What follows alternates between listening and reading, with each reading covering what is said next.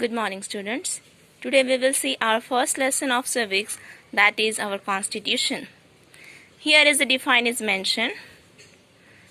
Actually, you should have to know what was the necessity of the constitution.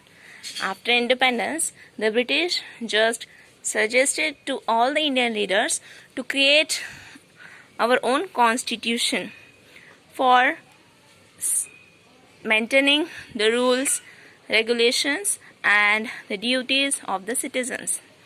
That's why all the leaders decided to create Constituent Assembly. And afterwards, in 1950, 26th January, it was came into the force. That's why every year we are celebrating 26th January as per the Republic Day. Actually, so many students are confused that every year we are celebrating 15th August as per the Independence Day and also 26th January. Some are just thinking that 15th August is the Republic Day. But as per I know, my children are very smart, so they should have that much idea that 26th January is the Republic Day, because from that day India became sovereign, democratic and republic nation. Now here we will see the definition of our constitution. What is here? Constitution is a comprehensive document containing set of rules that describes the rights and duties of its citizens, according to which the governance of the country is to be carried out. Means, in short, we should remember that thing. It is a criteria. It is a comprehensive document which is showing the rules and regulation to its citizens. It has three organs. First one is legislative, another one is executive, and third one is judiciary. In legislative, parliament, the members of parliament are coming. Executive, the members of parliament are here, like prime minister, president, vice president. And in judiciary we have to see Supreme Court, High Court, subordinate courts are just included here. Now we have to see enactment of the Indian Constitution. What type of action was just done by the Indian leaders for the creation of the Constitution that we have to see here? Cabinet ministers are just gathered here from all over the part of our country. In 1946, the proposal mentioned to set up the Constituent Assembly. In Constituent Assembly, the members were elected by the lower houses, that are the provincial assemblies. That members were just included or just became the members of the cabinet. The election for the cabinet ministers were just held in July 1946. At that time, the India was undivided. Among that, 389 members were elected. In that, 292 were elected and 93 were nominated by the princely states.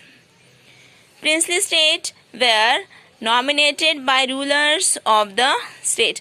Means princely states means some of the regions were thinking that specific candidate is capable to become the cabinet minister.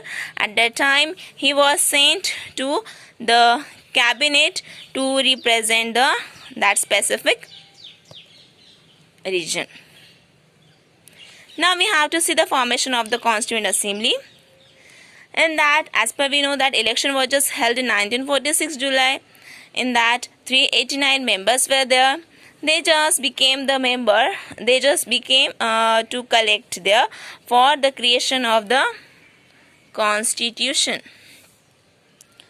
Now we have to see the first assembly was held in December 9, 1946 at the Central Hall of parliament, means nowadays wherever the MPs are sitting for the representation of the whole country. That was, they gathered there on December 9, 1946. At that time, the president was Sachidanand Sinha. And after that 2 days, Dr. Rajendra Prasad became the president of the Constituent Assembly. And afterwards, he became the permanent president of the Constituent Assembly. Afterwards, that Constituent Assembly became called as per the Lok Sabha, means the lower house of the parliament. Now we have to see that Muslims were just boycotted for the assembly to join the Constituent Assembly, because they were thinking that India's Hindu leaders just collected their unity and they were never going to support to the Muslim leaders. That's why what was their demand? They wanted the separate nation. They wanted the separate country. Afterwards, we know that very well. After 1947, India just divided into two countries. First one is India and another one is Pakistan. So, 299 members remaining, because others were just left as per they were the Muslim leaders. Among that, 284 were present for the session and they just ratified to the constitution, means appointed the signature. Then on December 1946, now we have to see here, from 9 December 1946 to August 14, 1947, 5 sessions were held. In that, they just discussed about the drafting of the Constituent Assembly. As we know very well that who was the head of the Constituent Assembly? Yes, you are right. Dr. Baba Saheb Ambedkar was the head of the drafting committee of the Constitution. And 3 sessions were just discussed about the creation or drafting of the Constitution. After that, 2 sessions were just held for the discussion on the creation of Constitution, and in the last reading was over and it was just ratified or permitted for just to become in force to part of the country. Now we have to see here the composition of the Constituent Assembly. All categories were there in the Constituent Assembly, means in short it was a bunch of the whole nation, means all the members were the part of the Constituent Assembly, means in short the whole nation was present in the sessions.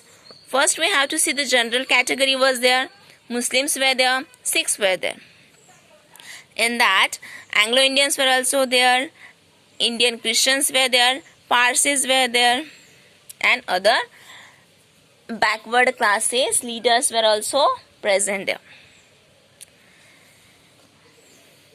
Then Congress assured reservation for SC, ST, Anglo-Indians, Indian Christians. They always kept in their mind that they should have to think for the whole nation. That's why they appointed or selected 2 members for Anglo-Indians. For Indian Christians, 2 members were there.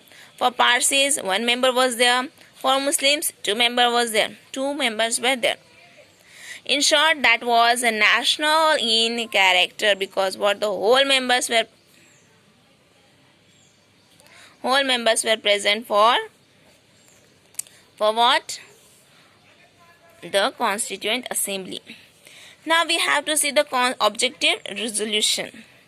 Pandit Jawaharlal Nehru was highlighted the objective resolution because it was for the sake of the country, for the citizen, and for their fulfillment that was necessary as per the Prime Minister of our country or the head person of our country. That was the responsibility of Pandit Jawaharlal Nehru to think about the objective resolutions which would be helpful for the future generations of our country, and that he highlighted in December 13, 1946 in the session.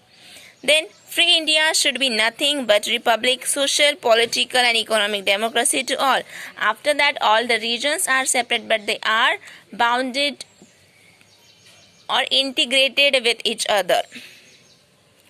Then by the creation of constitution, the fundamental rights was granted to the citizens of India. Safeguard rights of minorities and backward classes. Objectives means backward classes were also part of the constitution. That was the thinking or the belief of the Indian leaders. And finally, objective resolutions passed by Constituent Assembly on January 1947. Students, here we'll stop here. Remaining content we will see in next video. Thank you.